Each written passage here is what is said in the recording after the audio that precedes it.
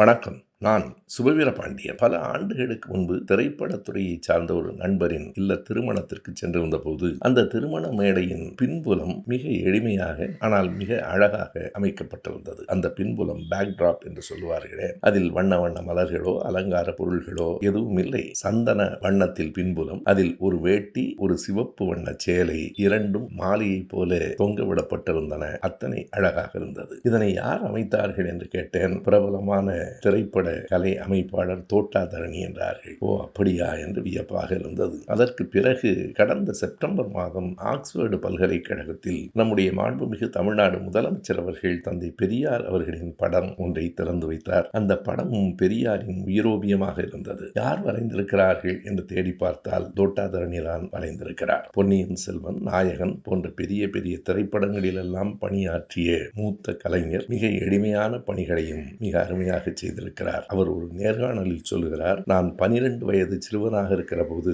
என் அப்பா 15 ரூபாய்க்கு ஒரு மேசை வாங்கி கொடுத்தார். அந்த மேசையில் அமர்ந்து பேப்பர் பென்சிலில் தான் இப்போதும் படம் வரைகிறேன் என்கிறார்.